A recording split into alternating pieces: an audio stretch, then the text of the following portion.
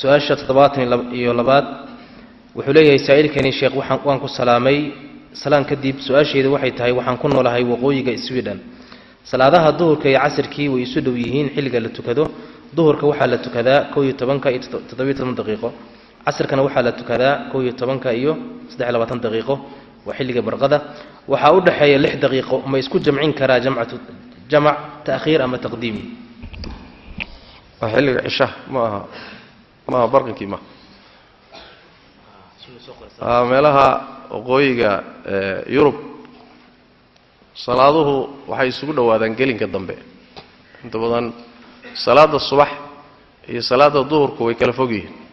laakiin qaaliban waxay soo gala wixii duhurka ka bilowday mar habeenimay galaan marka almuhim tawqiidka baladka aad joogto meesha aad joogto xilliyada salaaduhu soo galaan umbaad raaci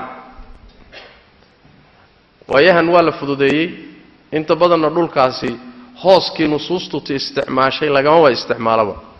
laana qorax hoos laho korkaaga maraysa inaad arkin bay u badantahay meelahaas ay wareegi oo hoos qumanba male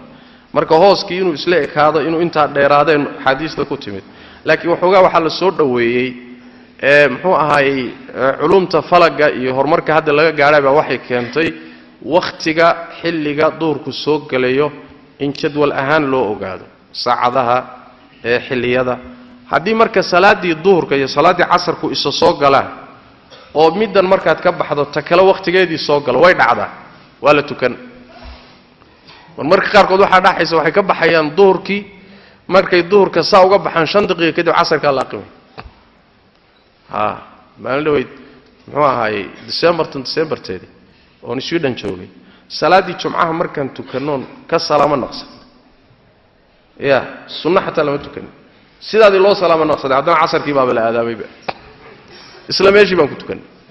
marka la baas meeshaada iyo waqtigeeda iyo duruufteeda iyo jadwalka waqti salaadaha saacadahooda u degan umaad raaci insha Allah ta'ala ta kale salaadaha casarka iyo duhurka axaadiistii nabiga sallallahu alayhi wasallam jibriil uu ku tujiyay marka la fiiriyo salaada casarka iyo duhurka meel ay iska soo gali karaan baa jirta وعلماء قاربا قبا وقت مشتركه ظهرك دمادكيس iyo casarka bilowgiisu meelu iska soo gali kara وحديثكي جابر وجبريل waa ka ku yimid maalintii hore wuxuu duhurka tujiyay markay qorraxdu zuushay maalintii dambana wuxuu tujiyay markii shay walba iyo hooskiisu isla ekaadeen casarka maalintii hore wuxuu tujiyay shay walba iyo hooskiisu markay isla ekaadeen maalintii hore xilligii uu duhurku dhamaanayay ee uu ka dhigay inuu dhamaaday ayuu casarkiina ka dhigay inuu bilowday marka meelahaas oo kale fuqaada qaar baa qabee inay soo iimaan karaan waqtiyadii baa dhici karaysa duruufta khaaska deegaamadaasina gooni bay leedahay wallahu a'lam wa sallallahu wasallam wa baraka ala nabiyina muhammad alayhi wasallam hal qadiyad ban baraarujinay intaana ka bixin walaw jalsadu dheeraatay halka qodob waxa weeye waxa la ii sheegay inay jiraan niman qolo fanaaniin oo iswato wiilal iyo gabdha oo iclaamaad magaalada ka wada oo xaflad ka qabanaya meelaha maxaa la yiraahdaa bangani maxay dhahay bangani hool wax soo kala oo muxuu ahay magaalada ku qaybinay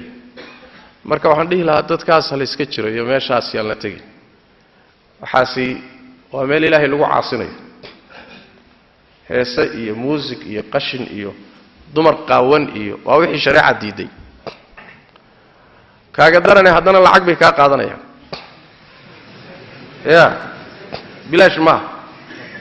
marka lacagtaadii waa oo diintaadii waa oo aakhiradaadii waa oo wax walba waa oo adoo caydha soo noq diinna gubay xoolana gubay waa shaytaan waa ducaatun ala abwaabi jahannama waa ducaad iridda jahannama taagan oo dadka ugu yeedhayo kaalaya soo leexda la soo gala marka iska jira fasaadka ay wadaan ay meelo badan ka wadaani Allah hanuuniye